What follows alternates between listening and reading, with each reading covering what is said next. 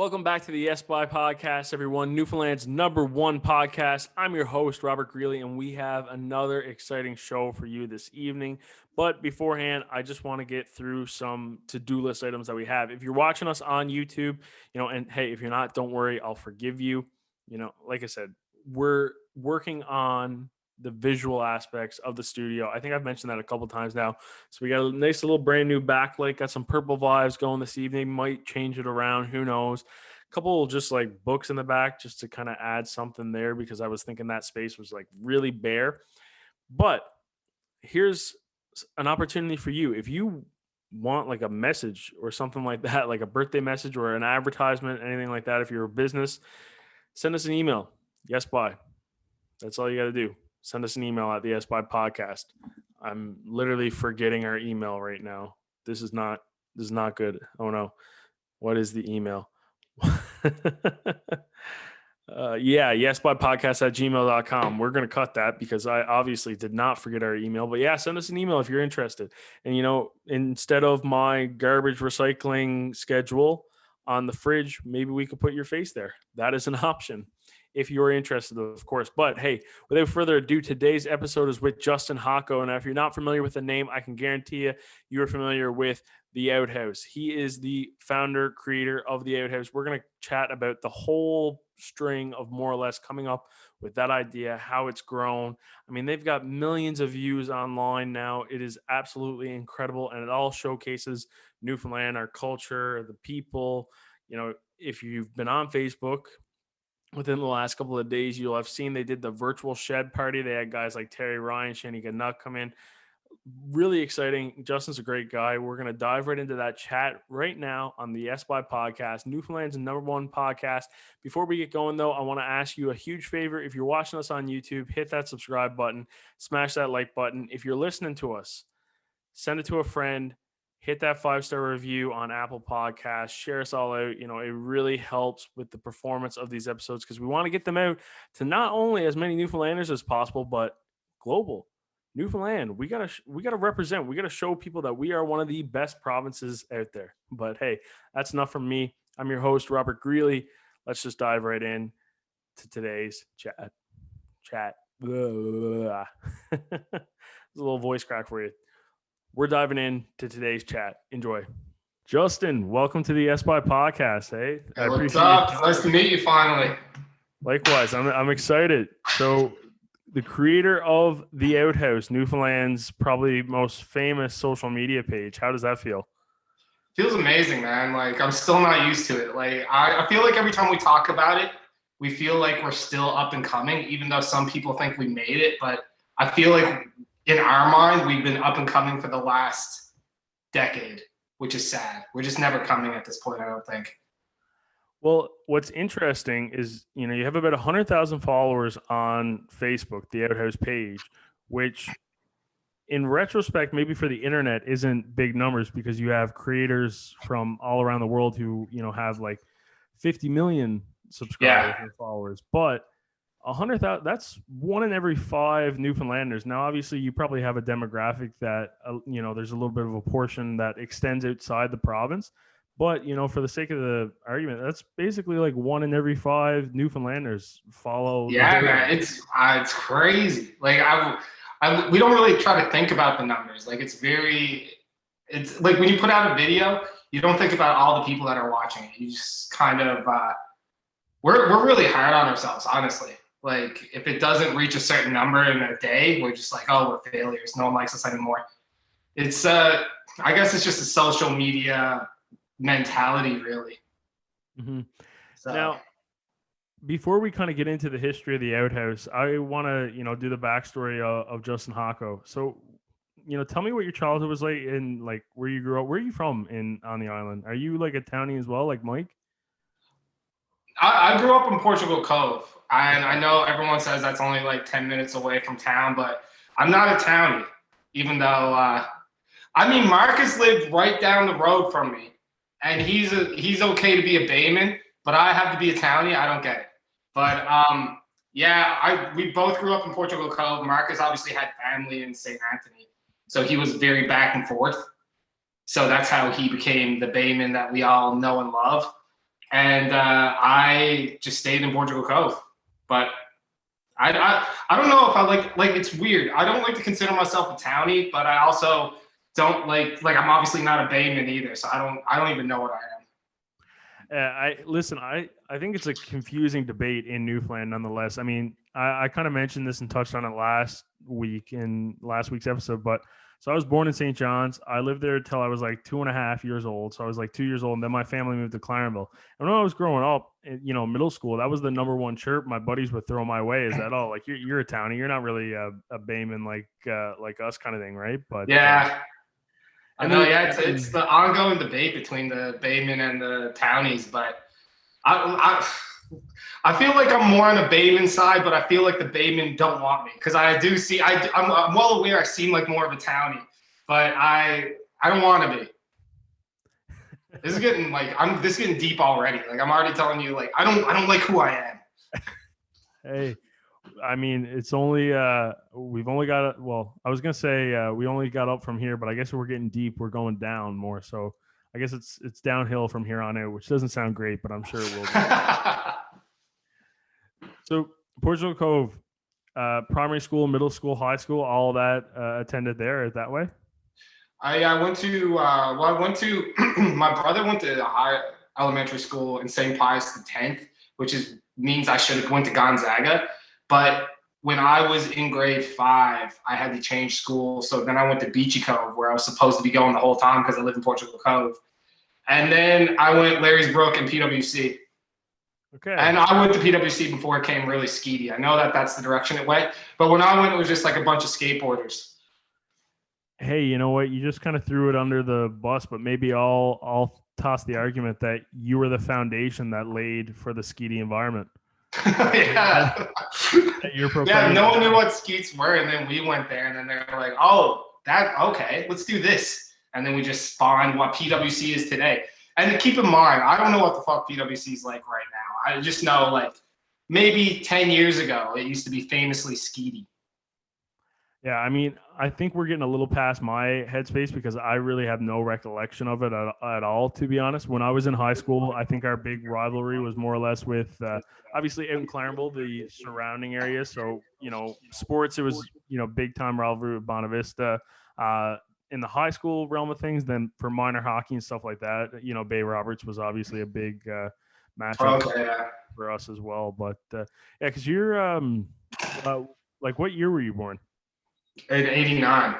89. Okay, so I guess you said you almost ended up at Gonzaga. That would have been similar to around, I think, Teddy Purcell's time, no? I think Teddy Purcell is younger than Teddy Purcell is older than me. Okay, yeah. He is I think he's 3 or 4 years older than me. I do believe. I don't know. Because I know for sure that he's older than me. I'm not quite sure how much older than he is. Because I know he's closer to my brother's age, I think, and my brother's 7 years older than me. Okay.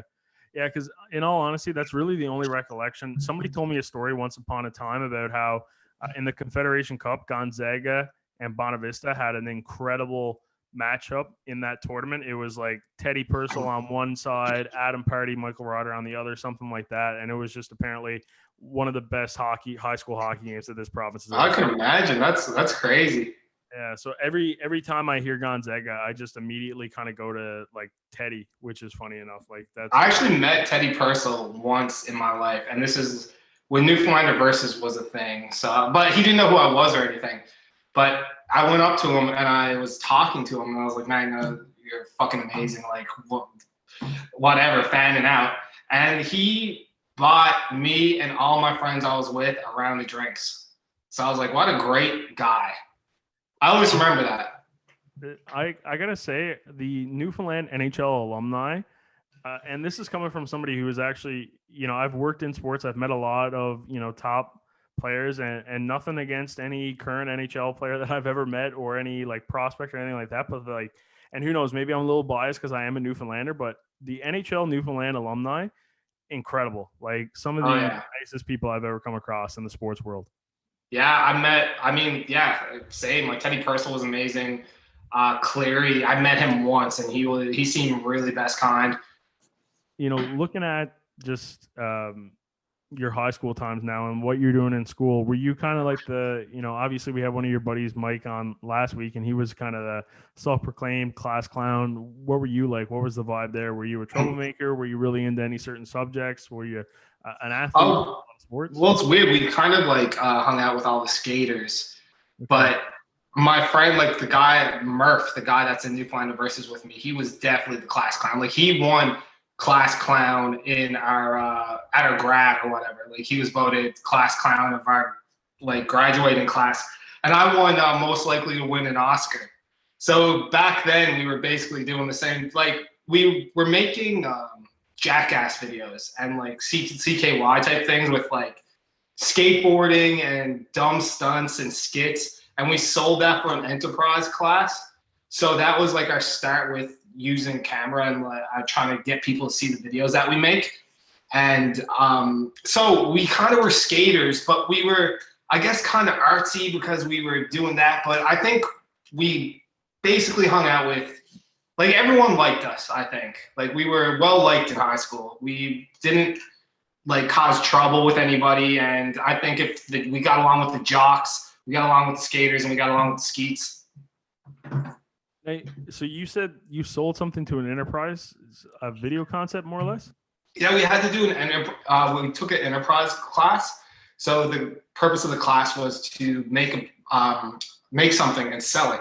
So people were doing all types of things. So what we did is we made a jackass video and we sold it to our high school. And apparently, like, don't quote me on this, but the teacher has told a student that went to PWC after me that our enterprise class, like our project, was the most money anyone has ever made on an enterprise class. But they weren't allowed to announce that because our video had it was like bad. So they didn't want to advertise it. They let us do it. So the concept was jackass. But so correct me here. You sold it to the high school or you sold it to a third party? We couldn't, no, we were supposed to sell it in like bulk to anybody. So like other people were having like bake sales, other people were selling like shirts, like whatever you wanted to sell, you had to make something and sell it. But we obviously just kind of stuck it to the high school. So we made this video and then everyone by word of mouth was just like buying it off of us because we had like a lot of friends and a lot of people that wanted to support us and thought it was hilarious what we were doing. Because it was pretty crazy stuff in it, man. We had Murph got naked and we froze paintballs and we shot him while he was butt ass naked. And some guy was just like firing paintballs at him for a crazy large amount, like long period of time. And these were frozen paintballs. We could have, and now looking back on it, you're like, I could have faked that. We could have just said they were frozen and took them out of the freezer, but they were there for like days. Yeah, that was what was wrong with that idea there. I know, he's so easy to fake now looking back on it, but as kids, you're just like, no, we got to really do it. How did this pass for a high school project? That's like what you just described. I'm like shocked. Because it's, I don't know, like it was a different time. There was crazier shit in it than that. Like they're literally, like, honest to God, there was the paper wasp thing I was talking about. You remember what paper wasps are, right? Yeah, like the paper kind of things are more. Yeah, it's like a little boomerang kind of you fold it up into, and you go with the elastic band. Yeah. And we had thumbtacks poking out the end of the paper wasp, and you pull it back like this, and we fired at each other. And I took it like in the cheeks. Yeah, but how did it get sold in the high school? I don't think that anyone gave a shit. I think it was like a different time, and I think that they were just happy to see us put our mind to something and like because it was really well edited at the same time. Like it had this like epic intro. It had a bunch of skits in it that were like well edited. So I think that they were super like impressed by, even though the material may have been like not okay, I think they were impressed that like us kids that they probably thought were like just dumb idiots that would never put their mind to something like that. I think they were impressed that we were able to pull off a whole movie and like it was actually entertaining. So they kind of like let it slide under the table and just hope no one would notice. Holy smokes. You said you ended up, you had to sell these. Like, what was the? Do you remember what the profit was? I I don't know. It was so long ago, and it was like it wasn't like it wasn't a lot. It was just a lot for because no one else was making anything. You know what I mean? It's so for me to say we were the highest, like apparently we sold the most. It's not a crazy numbers. It's just that like everyone else like barely sold anything. You know what I mean? Like the whole point of the class, I think, was to try to teach you how to sell things. And like most people, like you're not going to sell anything usually to anyone other than people in your family. You know, but we had this thing that we're shopping around through the whole high school, and I wouldn't be able to tell you. I don't even know how much we sold it for. You know, because I'm curious. Because do you remember if maybe it was enough sum of cash where you were kind of like, hey, there's a future here, I guess. Which I mean, obviously, you turned into creating content and things. I think that ever since that before that we weren't uploading our videos to anything, but like me and Marcus and my friend Mark were just in I had a camera and we were just filming the dumbest shit and putting it up on MySpace at the time. Remember MySpace? So we would put it up on MySpace and get like 7 views and think that we were like the next fucking Dave Chappelle's coming up. Like we just thought it was crazy. Like we just wanted to see, we just always created videos, even when we were 7. Maybe not 7, I'm gonna say 12. Like from 12 onward, I don't think that there was like a year in my life where I didn't create a video of some sort. So I don't think, so what we did in high school was like still us on that train of just loving to create. And once we made money on it, we got out of high school, and then I think it was like 2 years before Newfoundland V.S. But we still were uploading things, but it's just like Newfoundland V.S. was the first thing that like actually caught on. Mm-hmm. So you mentioned Jackass, Dave Chappelle. Are those like role models for yourself in terms of like getting into this space? Yeah, I think, I would say the Chappelle Show I loved. I also was a huge Andy Samberg fan when he first was on SNL, and I would watch SNL every night to see the digital short, which was like kind of like the Lonely Island skit. But I was obsessed with that, and because of that, that kind of pushed me back to become a nerd about SNL, and I started watching like all the old Saturday Night Live clips and stuff like that. So it was like, yeah, and Sacha Baron Cohen, like the Ali G show, I was a big fan of that too. So I'd say all those things combined would be what created what we are today. And I know all my friends love all those things too. Mm-hmm. When you're mentioning your friends, and obviously that's probably a pivotal point in why you guys have had success. I guess in those stages of high school where you're trying to meet new people, or like, did you know these friends of yours for like life, like, more or less you started out from kindergarten, or was it like, you kind of got introduced to them and you were all into the same things? Well, Marcus always lived down the road from me ever since I was a child. So we knew each other before anything. And my friend Mark, who plays the mainlander in Newfoundland V.S., he was my next door neighbor my whole life. So I knew him the longest. And Murph, I met Murph in school. We met in grade 6, and we just both hit it off. Like we just became like best friends then, basically. And then we just like all of us spent junior high together. And then in high school, we started going heavy with the videos and started creating together. And we all had the same interests. And I think we're all a little attention seekers, I think, in our own little ways. And we just came together. It's hard to explain how perfect it all happened. I think about that often, even now with the Outhouse. Like I think about like, what if Marcus or Mike didn't exist? Like, how would this be possible? Because it's like such a perfect combination right now. And just to lose any one of them, it would, or not have them. Like, I don't even understand what the Outhouse would be. It's just, it hurts your mind to think about how perfectly everything landed into place. And even with Murph, with Newfoundland V.S., like, if I didn't meet Murph, like, would I've ever come to do the Outhouse? Like, it hurts my brain to think about.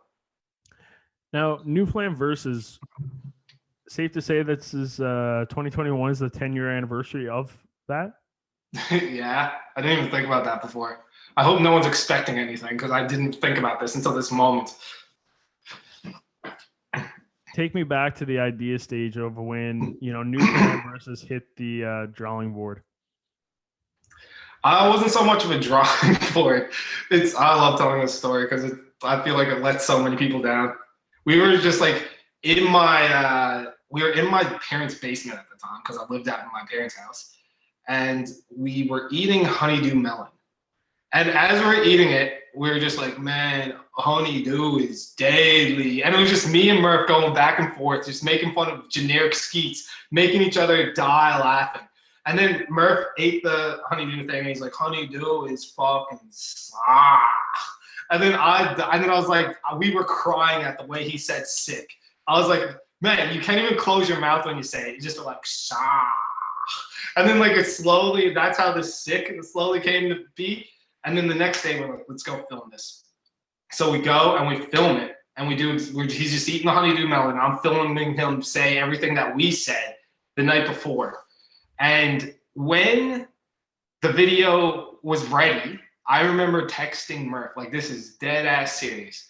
I texted Murph and I said, this is too fucking stupid. We can't put it out. I was like, I don't want to put this out. It's too fucking stupid. And then he was like, man, just put it up. Just put it up. Who cares? Who cares? He put it up, and then it didn't get a lot of traction at first. And I remember this girl that I know came up to me and she was like, that last video you put out was the funniest thing I've ever seen. And I was like, really? And she was like, yeah. Then my brother went to a house party, and he told me that the party next door was a bunch of kids, like probably like teenagers, and they were all quoting the video, screaming outside, quoting the video. So I was like, oh shit, maybe we make a second one. And then we made a second one, and then it got more traction. And then I think the third one was Halloween, and that one just like stacked going. And that was like the first time we seen the crazy views, and we're like, wow, people actually do like this. But it's so funny, like I said earlier, how everything just happens, and you're just like, what if that never happened? Like if it was up to me, I wouldn't have put out Newfoundland versus. I would have thought it was too stupid. But Murph convinced me, and then we put it out, and then it all like unfolded from there. Does Murph still chirp you to this day, being like, hey man, if it was up to you, we would be here right now? I don't know. I doubt Murph remembers, so I hope he doesn't see this, because he probably will. Where are you uploading these to right away? Is it Facebook, or is it still like things like MySpace or anything like that?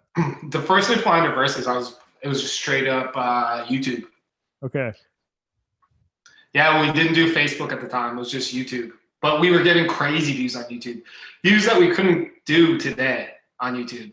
Not even close. It's because now we get all the views on Facebook. But like back then, we were fucking, it was crazy. We were killing it. Now, is that YouTube page like the Jayhawk23 one? Is that the original one where you were uploading? Yeah. So at what point, because you guys are like, that's 10 years ago, you're looking at 2011. Has YouTube solidified like their monetization for you guys at all, or did you see any of that? Was that like on your register whatsoever? Back when we made Newfoundland versus, we were getting we probably see maybe like $200 maybe every 2 months or something. Mm-hmm. And now it's just like nothing. Like it's like I have my bank account still set up to it, but like the money that goes in it's like nothing. So the way that we work YouTube is not even like YouTube views isn't even a thing that we're concerned about. It's mostly Facebook and advertisements and the merch and doing deals with people and stuff like that. The YouTube videos aren't even like a factor. Yeah, no, because that was going to be my next question, more or less, because where you guys started out so early, like your type of content was monetizable for that platform for a while, where you get to see a couple $100 every month, but obviously with like the new turn, the swearing, content that's not necessarily friendly for kids, like they're not going to be putting advertising in front of that, or you guys are going to basically the classic saying nowadays is get demonetized. When you notice that kind of drop off, is there anything kind of running through your head where you're kind of like, maybe we should sacrifice how we want to do this content? I think that the last 4 videos got demonetized not that it matters, but I did notice that. So it's very easy for it to become demonetized. But I think that the brand that we made, I think it just comes with like, I think the main goal, that the way I like to look at it is like, I don't want people to look at the Outhouse and say, oh, they're my favorite comedy group. There's something very lame about that. So the way that I like to look at the Outhouse, I want people to look, which I think that we achieved. I want people to look at it and be like, those guys are crazy. And I think that with that, it's like, we got to be drinking, we got to be acting insane, we got to be doing all these things that just keep people entertained. And I mean, at the end of the day, we used to say fuck a lot, and now maybe we cut down fuck to one fuck per video. And even then, we probably bleep it out now. So we cut back on the swearing, but I think just the total insane content, if we cut back on that, I don't think it would be us, and I don't think it would work. We would just be another comedy group, and I don't want to be a comedy group.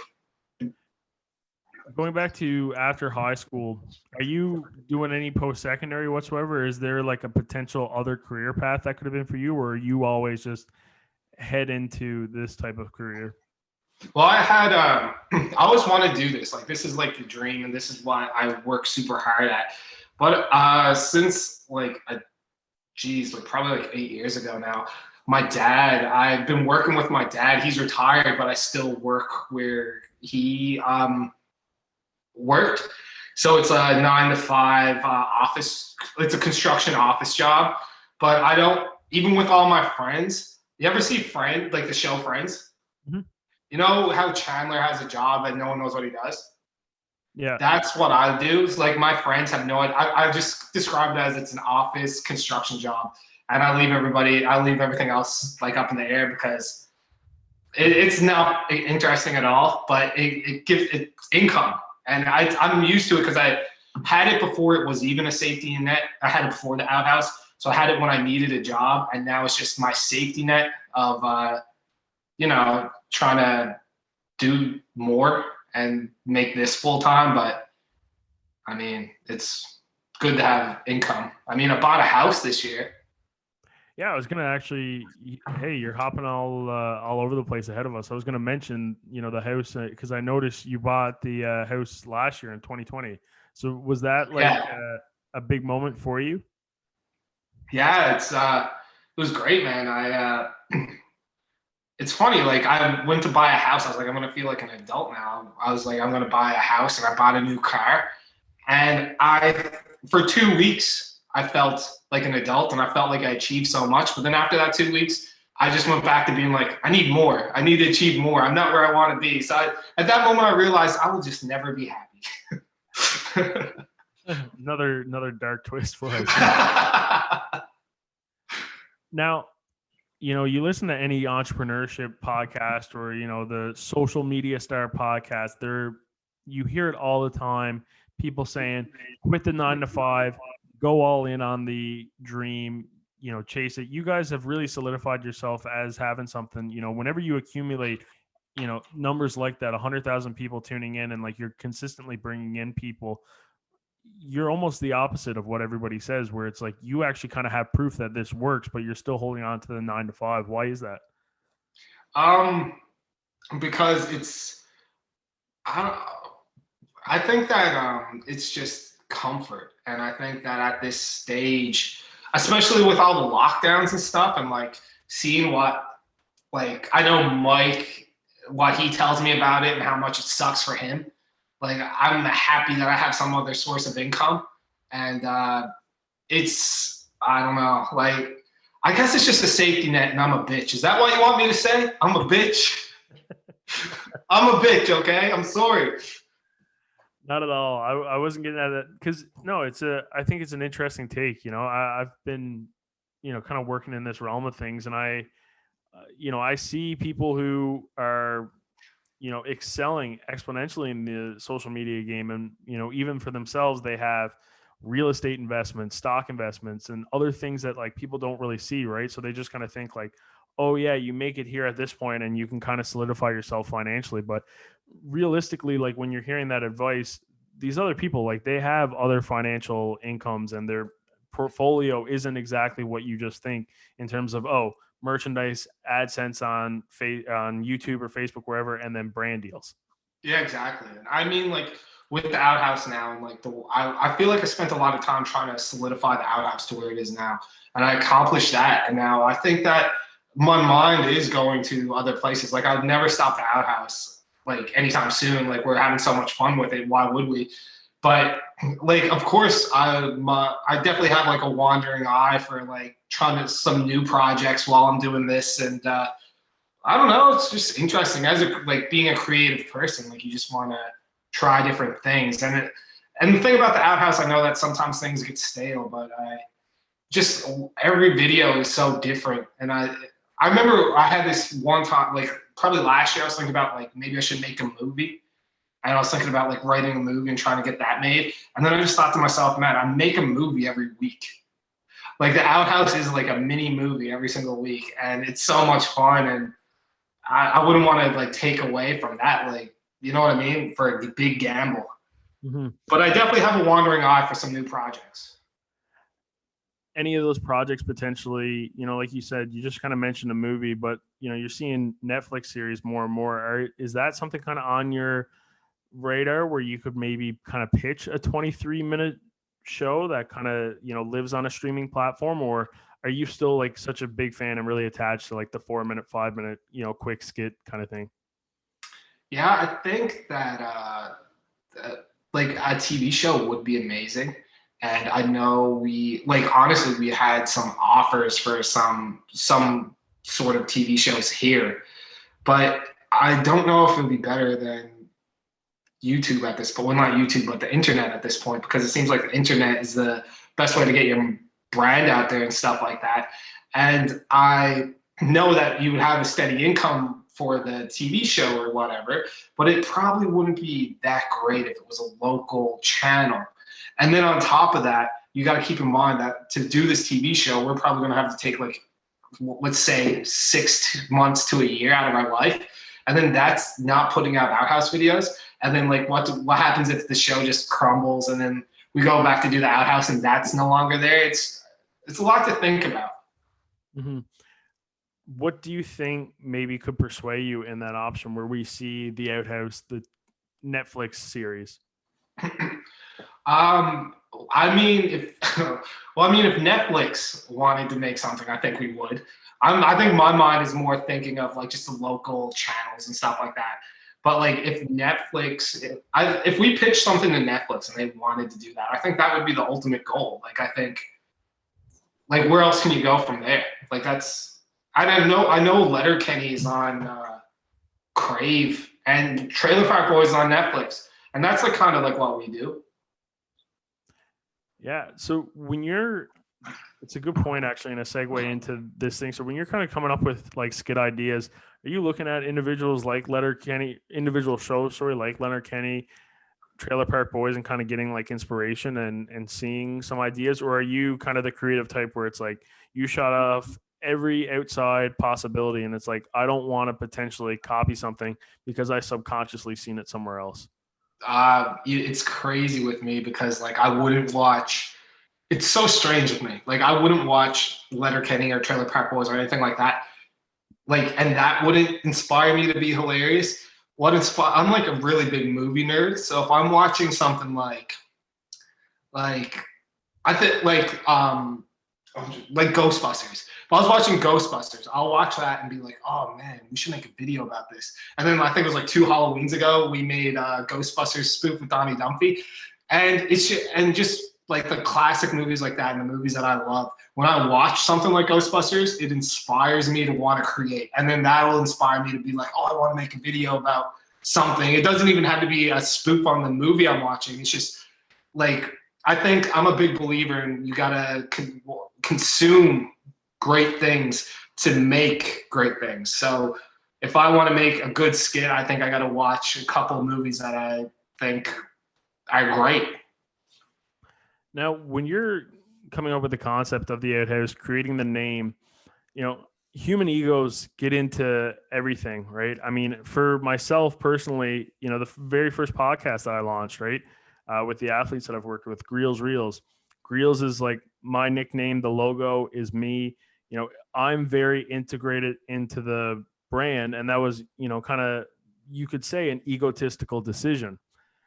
With the Outhouse, obviously Justin Hako, like that, there's no real ties into the, you know, the logo and the branding and the name outside of like your personal brand.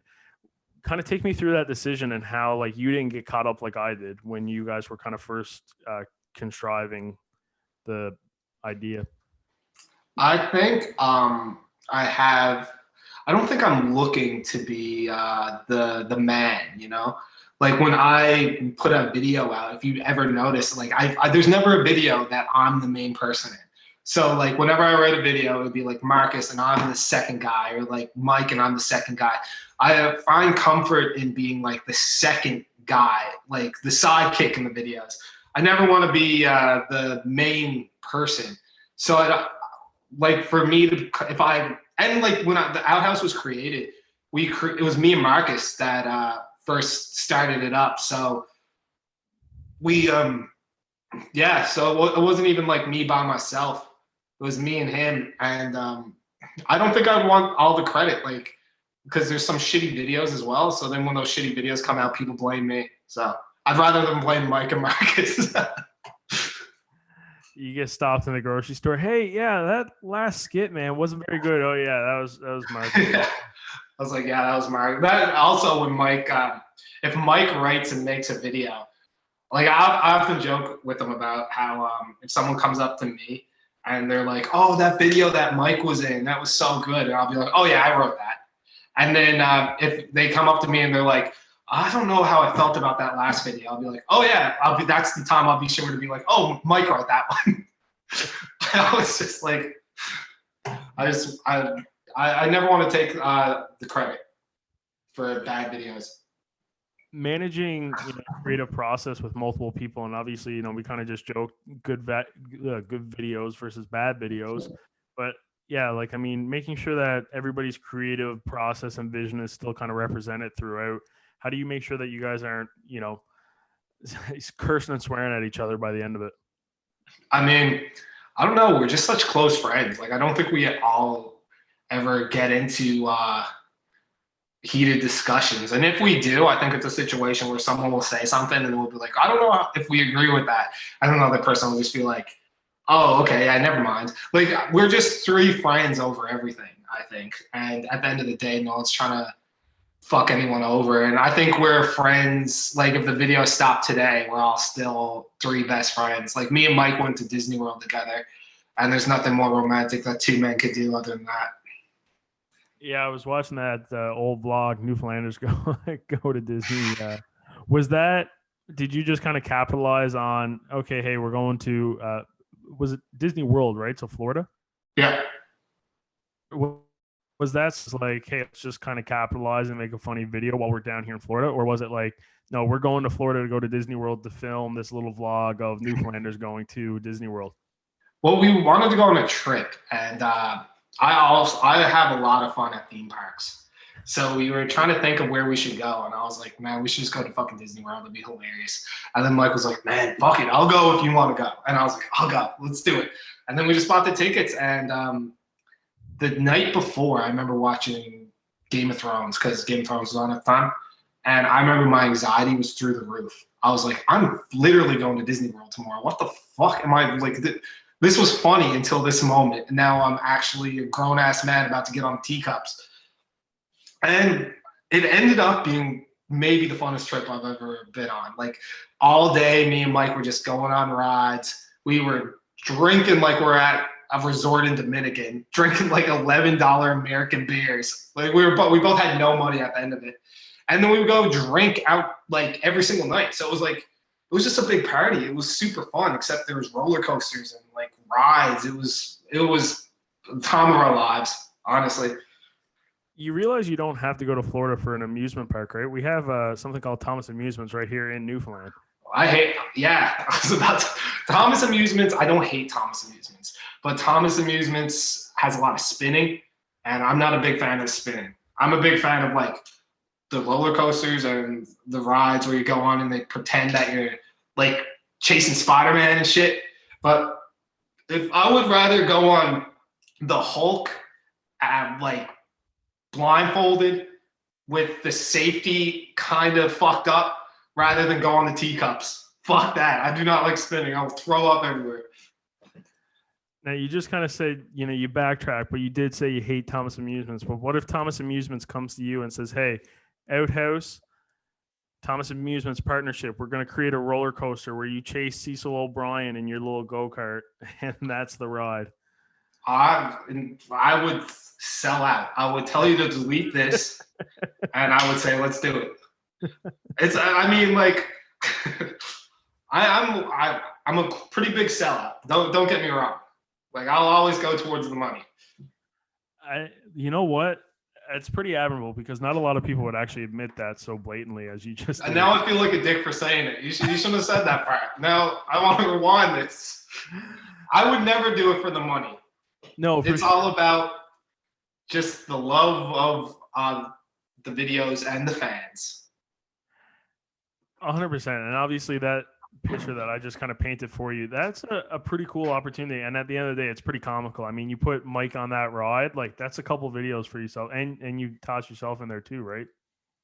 Oh yeah. What do you mean if we made the ride for Thomas Amusements? Yeah. I fucking wish. That would be a fucking dream of mine. That was the last video we made when I don't know if you've seen it. It was like the first person shed. The virtual party. Yeah. Hey, hats off to you as somebody who, loves kind of the camera work and videos and putting things together. Really well shot. Like, it's tough to really capture putting people into the environment through a screen, right? That's why you're seeing in terms of editing techniques, a lot of people now are like throwing in atmosphere sounds to really, bring people there. But when you're doing that like first person stuff, it's so hard to really replicate that. But you guys did a really good job there. Thank you, man. I appreciate it. I was going to say, one of the comments on that video was someone was like, "Hey, this reminds me of the beginning of," I don't know, have you ever been to Florida or Disney World? Yeah, I've been to Disney World I've been to Florida. I've been to Disneyland in California though. Okay. So you know how sometimes when you're about to get on the ride, they have a little like video that plays and they're like, "Oh, we got to go back to the future," or whatever the fuck they're gonna say. Well, someone commented and was like, "This reminds me of the beginning of a Disney World ride." And I just screenshotted the comment and sent it to Marcus, and I was like, "Okay, I should just retire now." Like that was what I was waiting for. Someone just compared me to Disney World. I'm just done. That's the greatest thing. Where do I go from here? Seeing as we're on the topic of that video, obviously some pretty recognizable Newfoundland faces in there. Shani Gannock, Terry Ryan. When you're kind of branching out and trying to reach out to other personalities and talent essentially to do things like that, I know Shani Gannock, you guys have had a relationship for a long time. I think that was Terry's, maybe correct me too if I'm wrong, but first video with you guys? No, he was in the Ladies Man music video with us that we made for Rum Ragged. Okay, so when you're, kind of reaching out and trying to establish new relationships, what's the process there for you guys? Well, it's weird because I think that we became friends with Chris Andrews before the video. So he knew Mike because I think he was at one of his shows. Then we all started developing a friendship through that. Terry was in one of our videos. And then afterwards, I just kept bumping into him downtown. And then we developed a friendship off that. And then same as like Leon, like Donnie Dumphy, like it's more of he started showing up in videos because we're like, "Man, we should bring Dumphy into some videos," and start talking to him on Instagram a lot and stuff like that. And we became friends with him. But like the one that I would say was different than the rest was Carl English, because we don't know Carl English. So we got Mike to message him on Instagram because he follows me and Mike. And but I think Mike was talking to him once about his book or something like that. And so Mike messaged him up and asked him if he'd do a video, and he was super down. And yeah, that was, other than that, I think they just became our friends first. Mm-hmm. So I'm going to give you a little story here now. So I spent my undergrad anyway, at the University of Ottawa. I hang out with a bunch of guys, like all mainlander friends from like Ottawa and stuff like that. And I'm getting tagged on Facebook.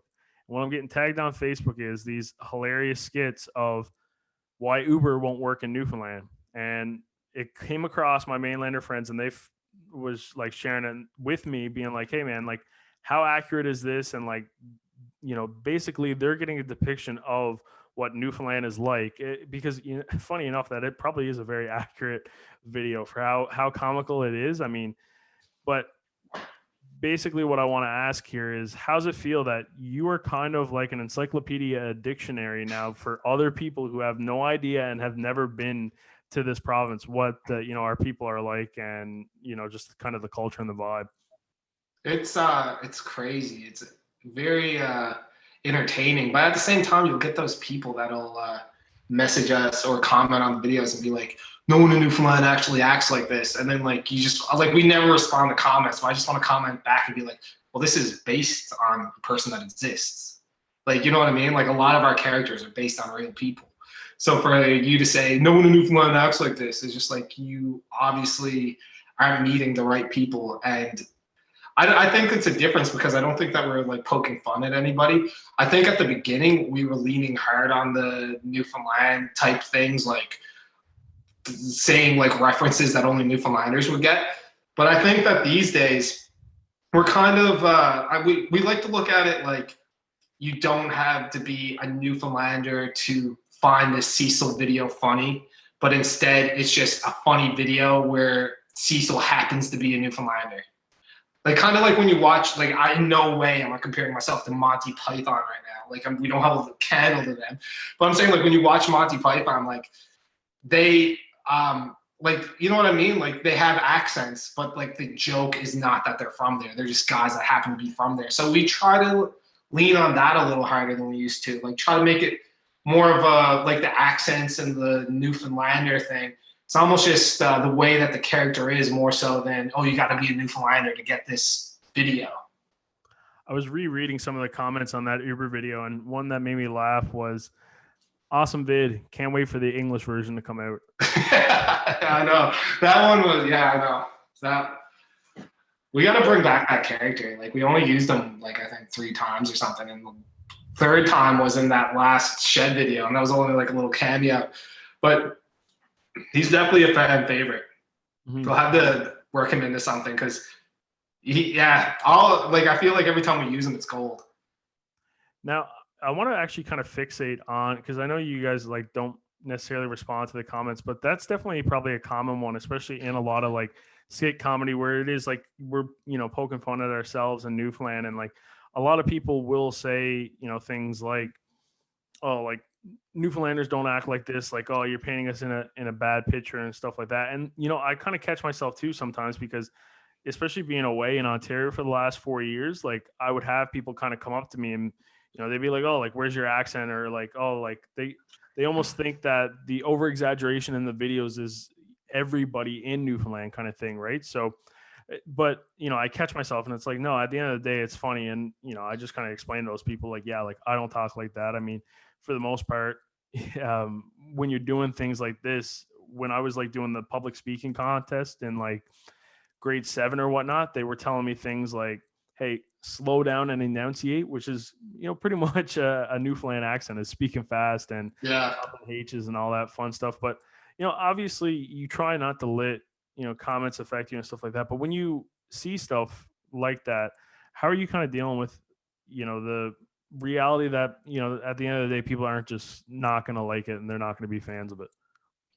I think honestly, like, I don't think that we see that many hate comments on our videos. Like, of course there's going to be some, but I don't think it's like it's crazy enough to hurt your feelings or anything. There's always that like comment that's like an old woman, like probably in her 70s, and she always comments like, not funny. Like, there's millions of those. And the ones that are specifically about me, like if the ones that's like, that guy, I don't find him funny at all. Like, obviously they hurt, but I'll move on with my life. Like, I've been doing this for a decade. I obviously learned that some people just hate you.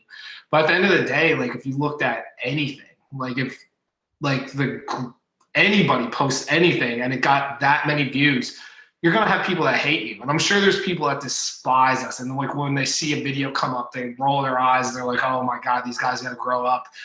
But I mean, we're not making videos for them. There's plenty of other people that like it, and everyone has their opinion, and it's okay to hate us. But I mean, you just can't think about it. It's just like anything. Like, people probably hate me for being me. Like, there's probably people that met me in my life that despise me, and like I can't let it bother me. No, it's a really good point. I mean, I say that because obviously it's just inevitable. You can't avoid, especially at the scale that you guys are at, just some negative feedback, right? It's kind of almost a job requirement when you sign up for it. But I do think you guys have definitely, really put Newfoundland on the map for a lot of things, right? And I mentioned this to Mike last week too. It's like there weren't many times that my buddies would, just naturally bring Newfoundland into the conversation, right? Ask me questions, or like, well, aside from like the first week of meeting me, but actually kind of like be like, hey, like, what's going on in Newfoundland this week? What's the weather like? Or hey, what's mummering or something like that. But the few instances that it was, Outhouse videos, Mike Lynch sketches, comedy tours, stuff like that, right? So good on you guys. That's awesome, man.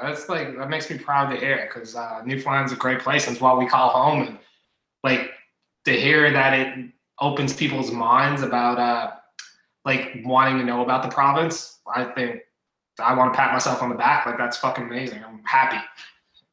Oh, that's awesome. That's something too. Now, I know we kind of touched on the fact of you're taking these characters, and you can look at these skits and almost enjoy them even if you have no understanding of Newfoundland, because at the early stages it was very much the dialect, the classic Newfoundland sayings, like really hard Newfoundland accents.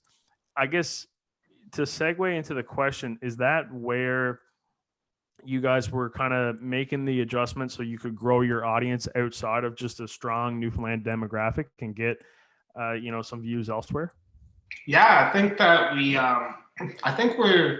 we like to aim for Atlantic Canada. Like, we'd like to think that people from Nova Scotia could watch our videos and also find them funny.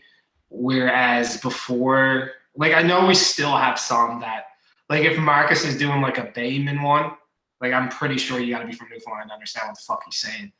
But I think there is still a lot of instances where I think that the joke is not that we're from Newfoundland. The joke is something else. We're just people that happen to be from Newfoundland. And I hope that, like, I guess the goal is that more and more people could watch and enjoy the content. Yes. Now, obviously you bought a house last year, so maybe this question isn't as relevant anymore, but like, do you see yourself ever living outside of Newfoundland? I don't think anytime soon, but like, it's definitely a possibility, but I think like not anytime. It's not on my agenda right now. Because where I want to leeway into that is, do you think, the Outhouse is very constricted into you having to physically be in Newfoundland, where even if you move away, you almost find yourself flying back for the summers to be able to orchestrate some skits with the Outhouse? I think that, when Mike lived in Alberta, he was doing some Cecil skits up there, and I think it still works. But if all of us were moved away, I think it would definitely make it a lot difficult. And but I think just one of us I think it still would be fine. Two of us, it would be hard, but I think we'd still be fine. But I think at the end of the day, the main thing is we would have to come back in periods to film the videos if we wanted to keep the Outhouse going, because there's only so many things you could do in other places. Like, you would have to just film in the woods and just say it was in Newfoundland, or film in your house. But you wouldn't be able to show any scenery because everyone would know right away. Now, with everything that we've kind of gone through, where do you kind of see the future in the sense of like the skits and potentially for like yourself and new roles? It's a good question. I think that as of right now, we want to grow the Outhouse. We want to see what we can do, what kind of new ventures we can do. Like, we dropped the merch a year ago, maybe. So like, that was a new thing. And then Mike brought out the book. So the book was like a new thing that we pushed. And we got the beer with Quidi Vidi. So it's like all these like new little ventures that happen because of the Outhouse, and that keeps me entertained.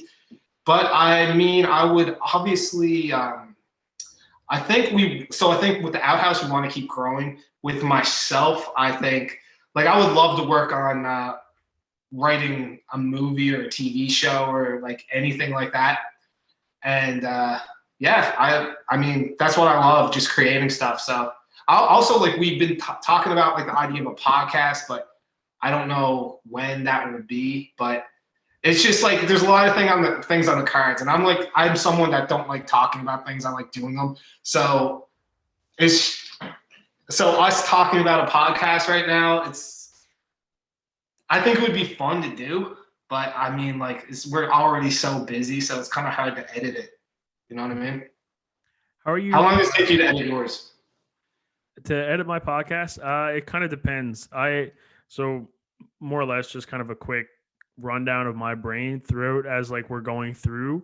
I'm kind of noting, I ideally, and listen, I've been in school, the majority of my life, and I have never taken notes. So, but ideally I'm taking notes, but I just kind of like make mental notes in my mind of like, oh, okay, hey, his Zoom call ended up, breaking up here for 20 seconds around like the 40-minute mark. So I kind of got to go in there and give it a listen. Or sometimes like I'll listen to the whole thing. But for the most part, if I listen down through and I'm like reflecting on it afterwards, and it's like, okay, yeah, no, we didn't really have any major hiccups or anything like that, then slap it on a timeline, throw the intro in, and realistically, it's just the export and upload time, right?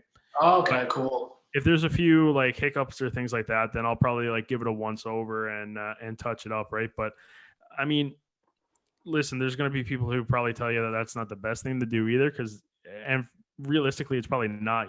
Ideally, you have a couple editors looking at it and really kind of running down through everything and going through the wash, right? But it's actually a good point in terms of like, how are you guys prioritizing things? So like, where do you focus that something is your main fixation?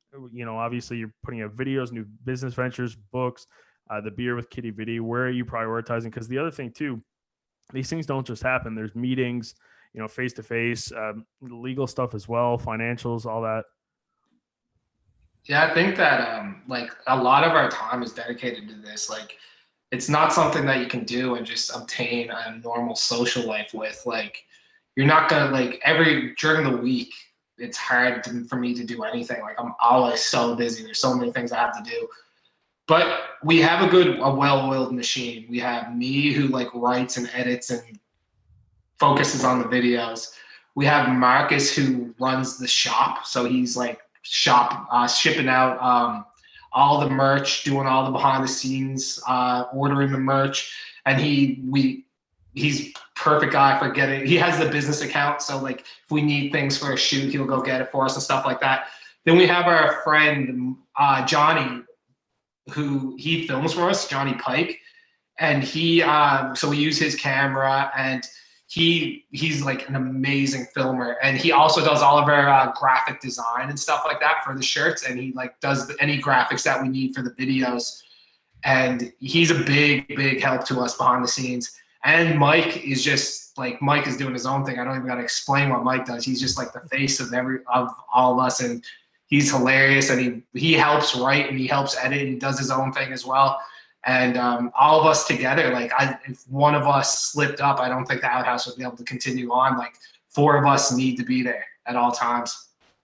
It's interesting because in the dialogue that Mike provided last week, he really gave a lot of credit to you guys in the Outhouse for really helping his career, especially on the social media side, because he was saying more or less you guys were at this for a couple of years, and then you kind of took him under his wing and let him grow. I'm paraphrasing, obviously. There's, an hour and 50-minute conversation that kind of deep dives that whole, more or less. But hey, in terms of, looking at maybe Cecil O'Brien as the and Mike as the investment, pretty good investment for the Outhouse. And yeah, I know. Like, I mean, Mike is like, honestly, like Mike is probably one of the funniest people I ever met. Like for me to start the Outhouse with Marcus, I thought like Marcus is a gem. Like you can't beat the way that he does what he does. Like it's just perfection.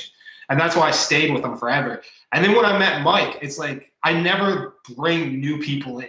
And for the fact that I met him and brought him in, I was like, no, be in this with us. It just shows like how the lasting impression that he has. Like when he showed up and he was just a stand-up comedian who wasn't doing any like characters like he's doing now. Just like watching him act, I was just like, holy shit, this guy's fucking amazing.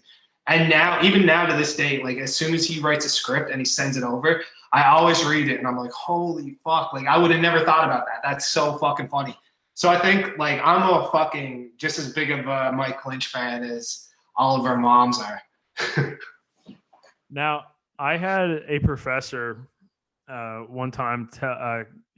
This was like the first day of class, and he more or less was kind of giving his whole rundown of his history and what he's done, and how he ended up teaching the course, right? So he had a TV show for a little bit, like a smaller one on a network or whatnot, and he was a self-proclaimed G-list celebrity, is how he described it. What letter of the alphabet is Justin Hocko in the Outhouse in terms of celebrity status?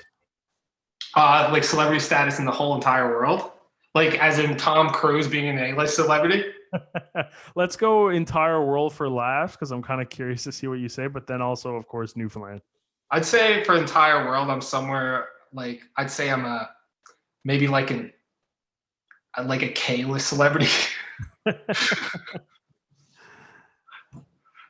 In Newfoundland? In Newfoundland, I don't know, like maybe like a C-list celebrity. Okay, there you go. A being like Critch and Alan Hocko and Alan Doyle. B being Mike. I posed that question more so like once you guys start doing this, I posed the question because once you kind of get going, now you're going into the grocery store, you're getting recognized, things of that nature. People are kind of stopping you. When did you really notice that was first happening? Back when Newfoundland Versus took off that third video, when we start seeing those views, I remember I worked at Dominion at the time, and I remember going to the work party, and like people kept coming up to me and like wanted pictures, and I was just like, what the fuck is happening right now? And and ever since then, like, it happens a lot. It's really cool to see. It's really cool to go out and interact with the people that put a face to the people that actually watch your videos. And it definitely has gotten more and more, which we're all super thankful for. It's so hard to talk about this and not sound like a douchebag.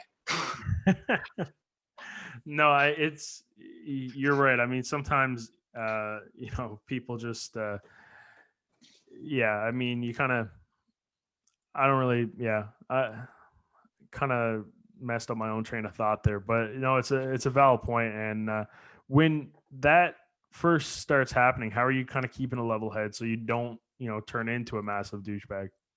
I think when it first started happening, when I was like 20, I think I was a massive douchebag.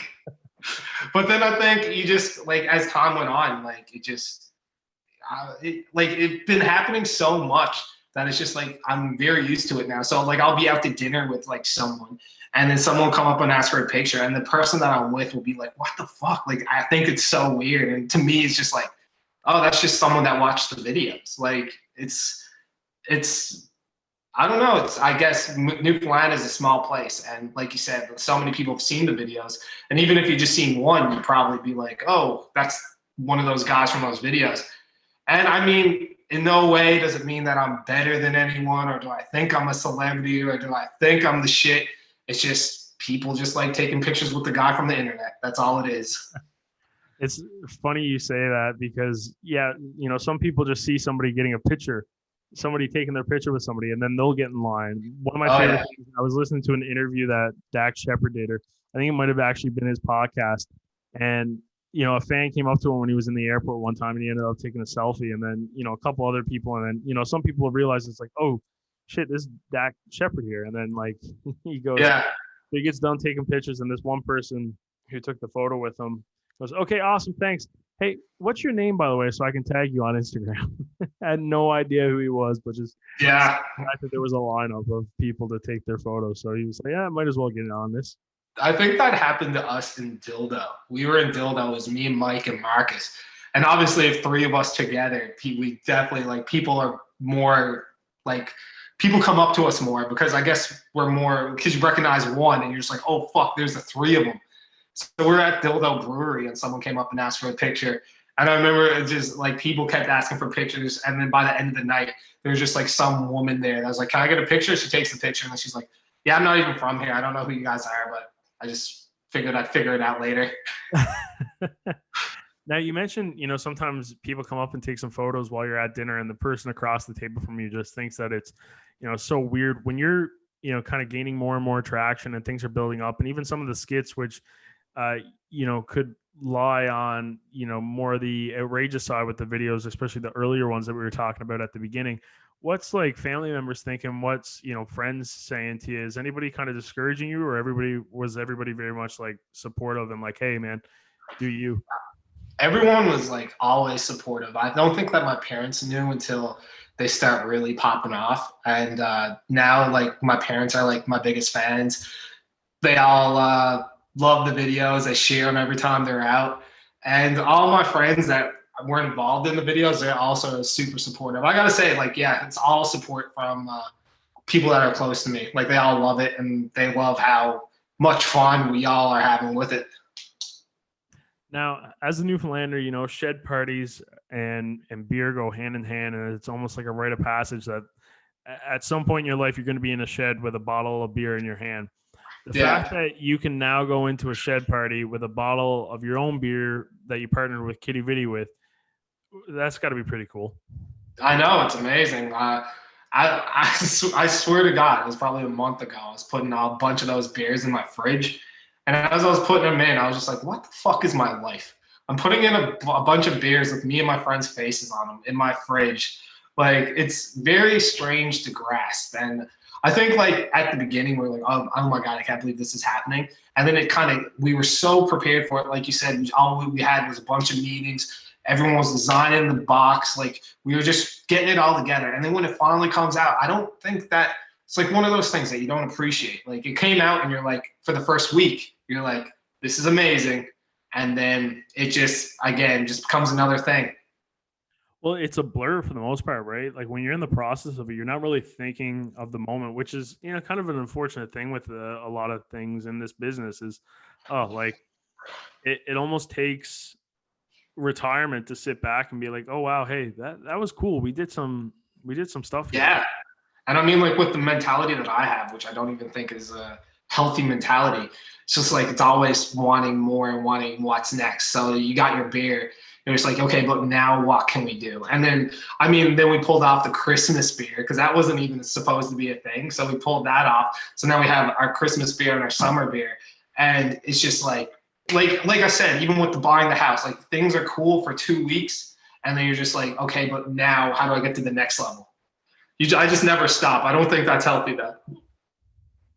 Now, the Outhouse made a Facebook status a couple days ago, or maybe even a couple hours ago. I didn't recollect the timestamp, asking for photos for the new beer labels coming up with like Quidi Vidi.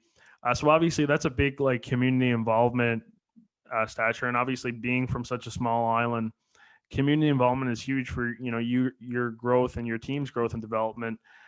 Just kind of take me through that and how, you know, important community is for you guys, and even like what you kind of do to be involved as much as you can, like giving people the option to have their photo on a label of beer.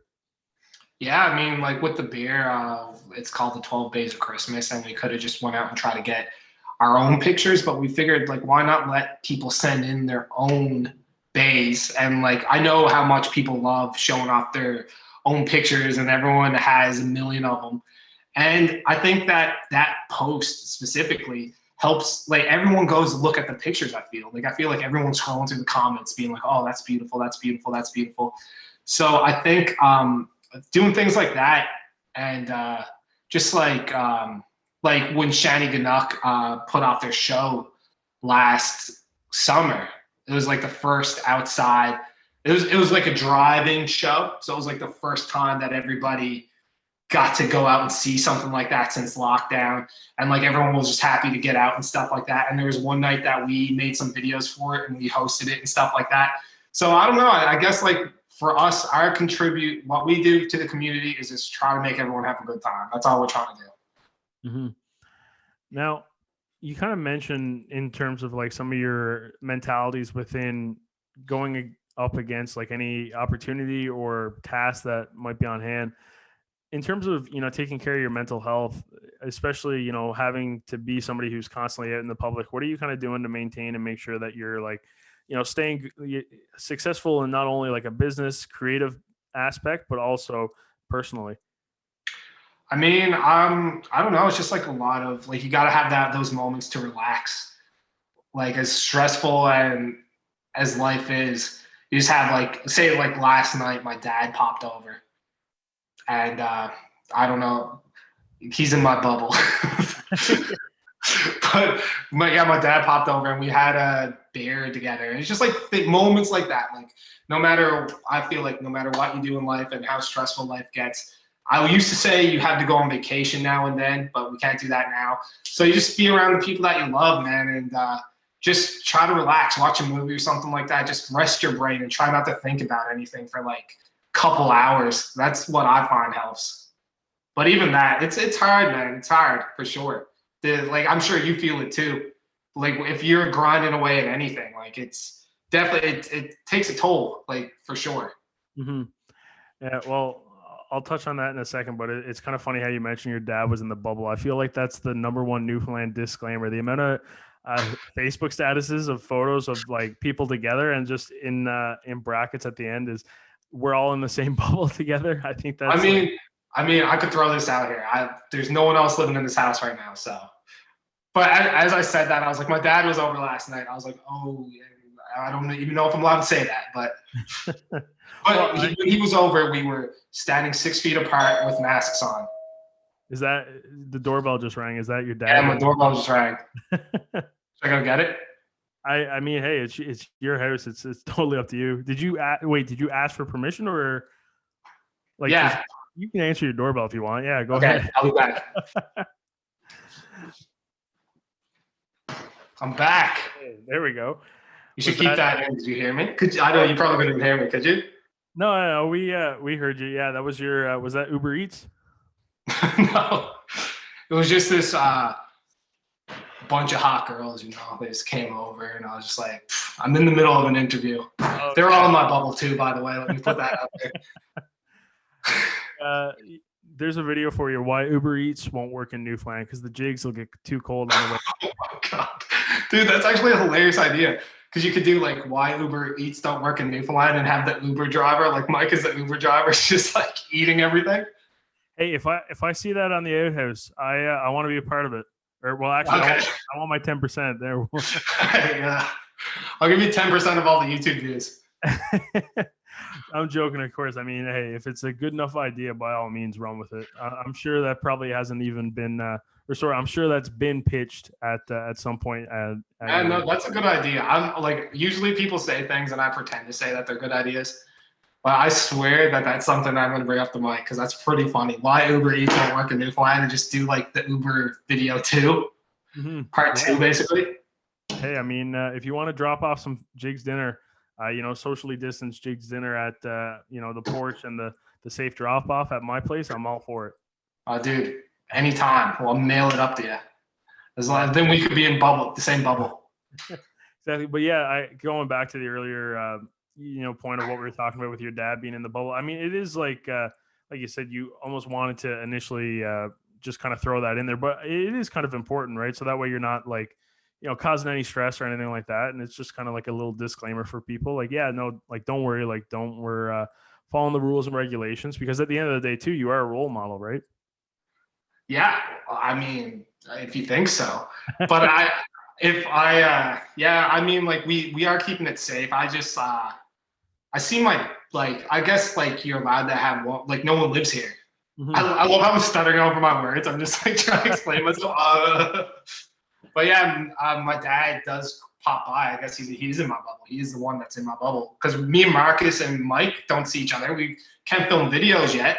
So we're still doing that. Me and Mike are filming Saturday, but it's going to be like a socially distanced shoot and stuff like that. And I think my dad is my only bubble person. I used to have a roommate, but he moved out. So it was Mike's brother, actually. So your terrible roommate is what you're saying? That's why he left? Yeah, he left because yeah, he just couldn't handle. I got nothing. I don't know. I keep going to make jokes, and I keep realizing that they affect my bubble thing. Should we call Mike and just put him on speakerphone for the one-liners when We should. No, so obviously we got you talking about how you take care of your mental health, and you referenced me, and I won't leave you hanging and just not elaborate on that for myself. But yeah, no, it's a valid point. Like when you're in it, you're just going and going and going, right? And especially in how fast paced this business is and how quickly things get turned over, you don't really get to enjoy what you just did because you're moving on to the next one, right? So next thing you know, and honestly, and I'm trying not to exaggerate here because you know what, maybe some people will kind of call it a bit of an exaggeration, but realistically with all the extra stuff that I do and like the social media and putting stuff out or making graphics or sitting down with interviews and then like the 9 to 5s, I think my last like day off where I truly did nothing was like Canada Day of 2018. That's amazing, man. That's great though. I love that. It's one of those things where I very much I love what I do, so that always makes it a little bit easier. And it's this isn't consecutive days of like hard labor, right? Like there are some days where I just have to spend like 10, 15, 20 minutes making a graphic on a Sunday or something and making sure it's scheduled to go out. But yeah, and I think and that's the big thing. And another note for myself just to kind of make sure is, for one, I truly love it and I want to keep doing it, but I make sure. And one thing I notice when the mental health is bad, it's because like when I was in Ottawa, it's like I'm doing the Uber Eats and I'm having McDonald's for a meal because I've just worked like 10 hours consecutively. And now I just want like food right quick for 10 minutes and it's 8 o'clock and it's my first meal of the day. And then I'm going on. When you prioritize the other things, like, making sure that like, hey, when I have a meal, it's like, this is my time to kind of relax, and you're making sure like you're eating right. And then on the entertainment side, to kind of get a little like step out of what I was currently working on, I'll even, toss on say like a YouTube video or watch some sports highlights. So that way I'm not like thinking about what I was currently doing when I'm eating. Right. And then, also the biggest thing is I always try and find to go into different areas with things. Right. So whereas much of like a lot of my work is in sport and I'm constantly talking to athletes, getting to chat with a guy like you is different in terms of like stimulating conversation in my brain, right? So I'm not like, imagine now if I just spent like 8 hours putting together, say, a segment with an athlete and it's like 20 minutes, and I rewatch that type of conversation. And now my free time from like the evening, I'm sitting down and having like an hour conversation with you again about sports. And then as soon as we hang up, I'm going in and editing that. That's like 18 hours essentially of like sport, right? But this kind of a mindset and a mental break as well, right? Even though it's still work. Yeah, I find also I do love having it in my life though. The moments that we stop, like for the summer, we stop, and for around Christmas, we stop for a couple weeks. I feel like my mental health is worse at those moments because I get so uncontrollably bored. Like I'm someone that always has to be going and I always have to be creating. So those periods that we try to take a break, like especially now with lockdown, and you're not like, usually I go on vacation and have fun, like go see something. But it's like, I know like last summer, like in that period, I was just sucked. Like I just wanted to be creating and there was nothing to do at the time. I'm the same way. So, I mean, maybe that should be a little disclaimer that our advice are coming from two people who like the kind of the nonstop pace. Which not everybody's a fan of, and which I totally understand, because sometimes I'm just like, I get up and it's like, oh, like my body is broken. What am I doing right now? Right? I know, 100%. But yeah, it's fun. Like I just love hustling. It's just in my nature to just try to get everything like constantly. My brain is just going constantly. Mm-hmm. In the future for the Outhouse, I know we've kind of talked about some other things, but do you see maybe like, I know bringing in Mike for you was like a difficult decision because you never bring in outside people, but like as you get older, do you see kind of, taking a step back and bringing in, say, like a 20-year-old brand new kind of comedian, and they be the ones who are replacing people in these like videos, and like that's maybe the longevity of the Outhouse. To once you're kind of like, yeah, we're done having my face and my sketches in these videos, like let's kind of look for maybe excess talent. We're, in a way, almost like those classic content houses you're seeing pop up all over like LA. Are you comparing me to Jake Paul right now? Hey, is Team 10 Newfoundland Team 10 Outhouse? Yeah. No, I don't think that we would ever add members or take away members right now. Like, I don't think we would, because I think at this point, the Outhouse is just 3 of us, as much as like Lonely Island is 3 of those guys. It's just like who we are. We are known as the Outhouse, just 3 of us. But if I was to do that, like find some 20-year-old kid and like we decided to do something or like work with this kid, it wouldn't be the Outhouse. It'd be something totally different. And I don't think that I would do that because, like I said, at this time, like we still look at ourselves as up and comers. Like we're not Mark Critch, we're not 22 minutes yet. So we still look at ourselves as the up and coming thing more so. And I know it's so strange because like I know that there's other people that look at us as the guys that made it. So it's very hard to think about bringing someone else in when we're still trying to do it ourselves. What do you think will solidify the Outhouse as no longer, in your mind, the status of up and comers? I think it would have to be something. It would have to be something established, like almost like 22 minutes or something like that, with a TV show that just has like a steady income. And I think the big thing would be me and Marcus quit our jobs. So the moment me and Mark, we're in a situation where me and Marcus quit our day jobs, then I would be like, we did it. Okay. And then I would probably only believe that for 2 weeks and then go back to being like, no, we got to do more. I'll never be happy.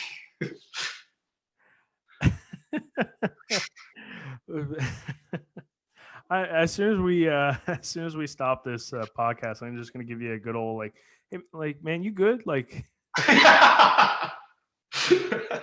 no, it's that never satisfied mentality, which it's. I feel like a lot of us have it, man.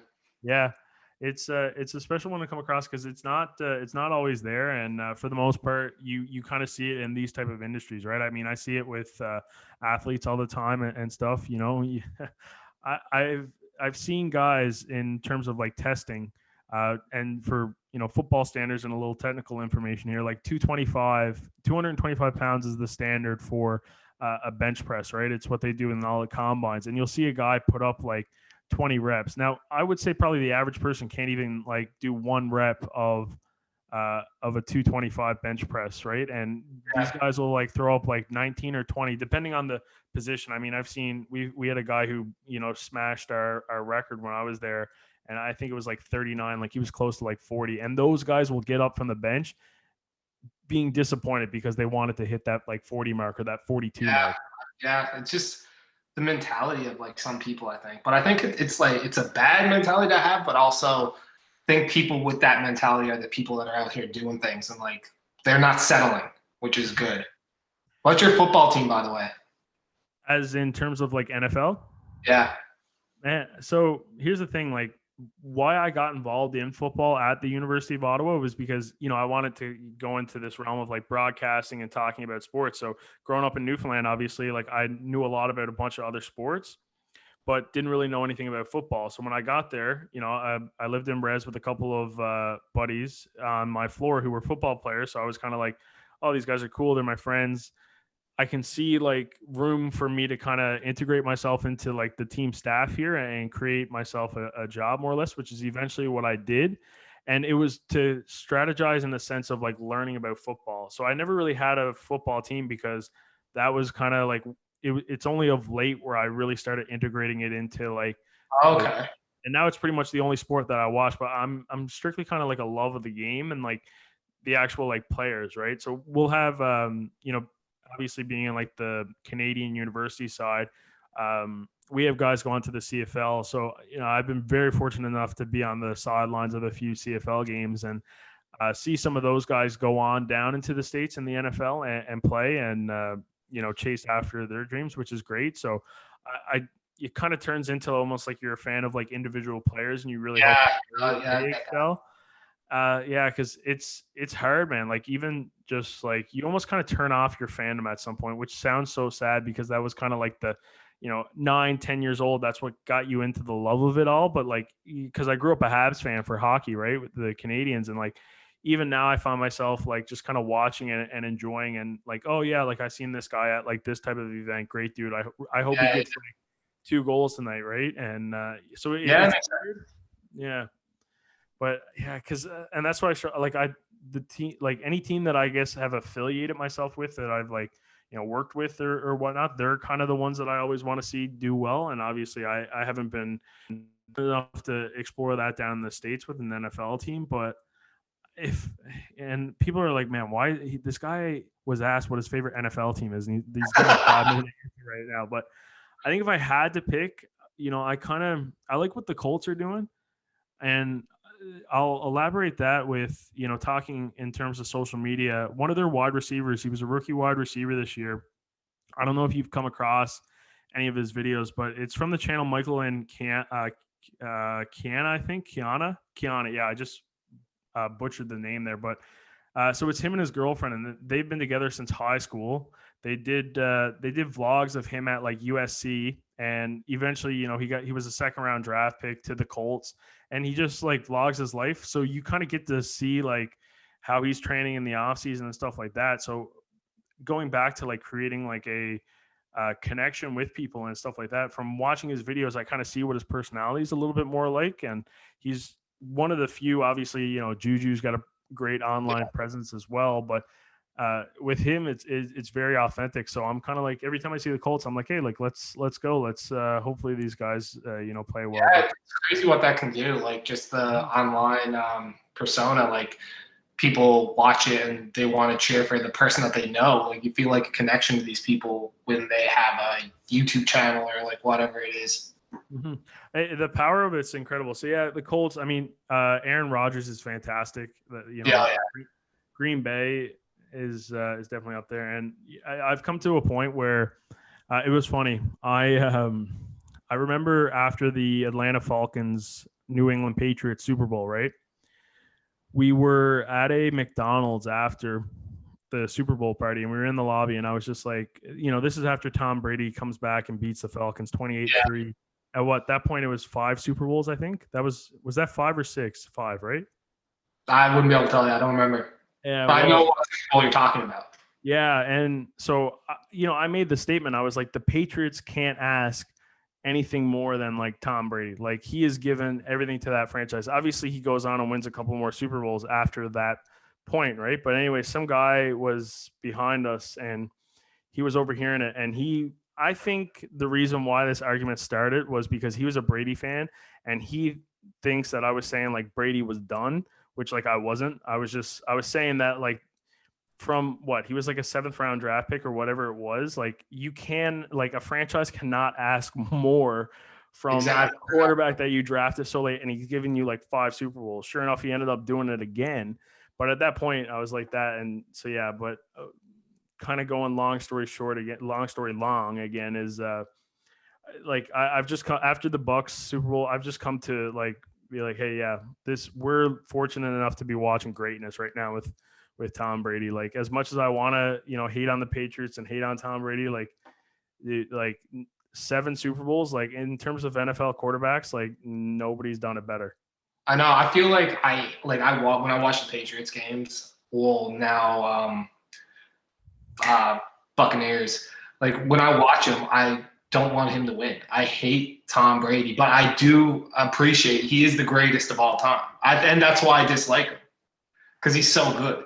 Yeah, it's wild, right? And I've come to the realization of just like, stop hating, just enjoy it. Like we're never gonna see this again in our lifetime, probably. That's true. So who knows? Maybe Patrick Mahomes kind of takes off, but at the same time, right? That's a big prediction, right? He needs 6 more to catch up at this point, because at this point, man, who says Brady doesn't win an 8th ring next year? I could see it happening, like easy. Like the team's stacked. To get, we'll get away from sports now and kind of, go back to the Outhouse. And, you were so gracious to say that I had a great idea with, why Uber Eats won't work in Newfoundland. But you mentioned something that kind of stuck with me. You said a lot of times, like, you're getting ideas, and sometimes you just kind of got to be like nice and be like, yeah, that works or maybe it's just not a great one. I'm sure you get lots of people coming up to you being like, hey, this is a great idea for a great sketch. And it's just not. Oh, Yeah. it happens so much. Like people come up and they're like, I got like a lot of the times they're telling you, oh, I got this buddy. Like all you got to do, if you filmed him for 2 hours, you have some video. Like, you know what I mean? And people are always like sending in ideas like, oh, you guys should do a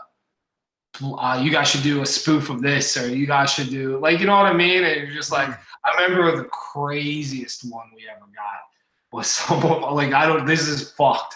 I remember someone messaged the Outhouse and they're like, you got, like, this is when the Black Lives Matter protests were going on.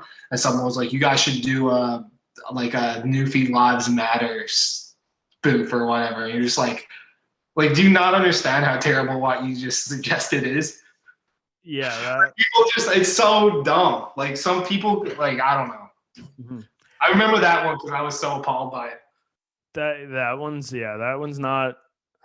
I'm literally at a loss for words because that's not even just a bad idea. That's just ignorant and being absolutely tone deaf to the situation on hand.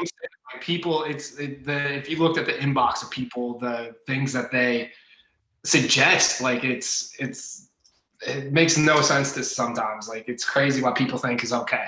Mm-hmm.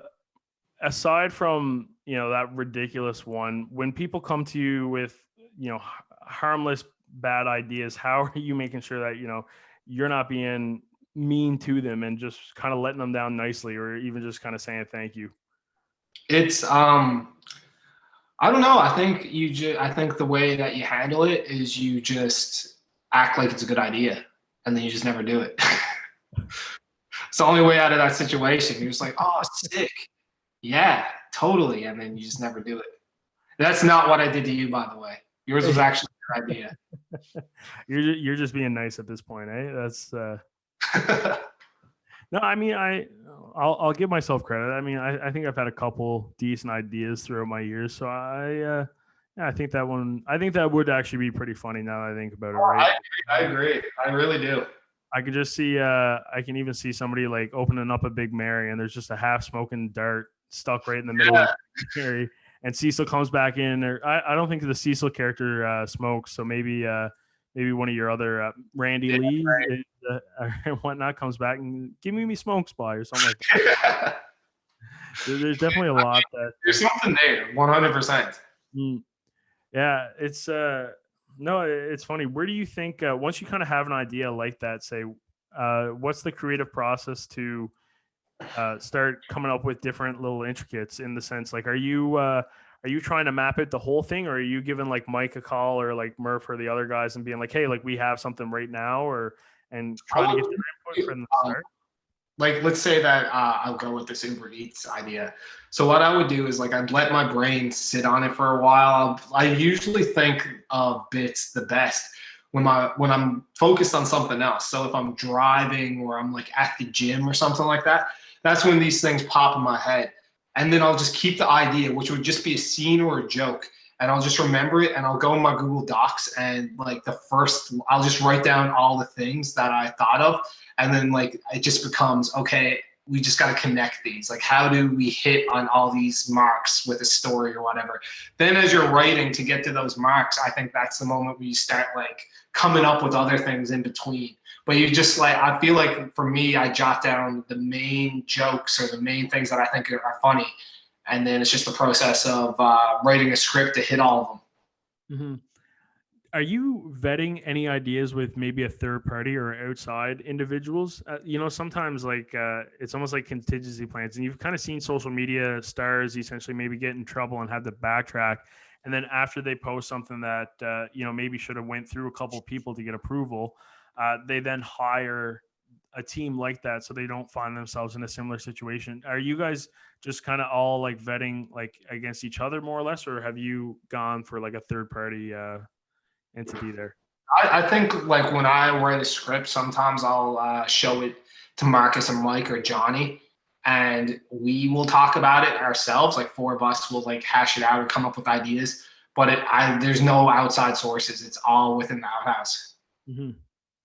Is there any point in time, because I'm here's me pressing for my inclusion into the let me in the club, let me in the club, but I'm kidding, of course, but I'm curious, like, because for so many people, like, even myself, like, I'm always like, man, like, obviously financials comes into it, but I think for me to hand over editing, which like would be huge for me to do, but it's also so hard for me to give up.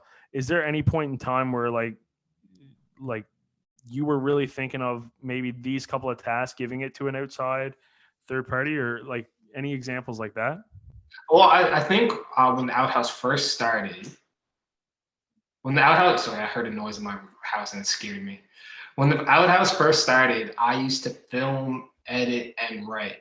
But now Johnny films, thank fuck, and I write the videos, and well, most of them, and Mike writes a lot too. Like it's like I'd say 50-50.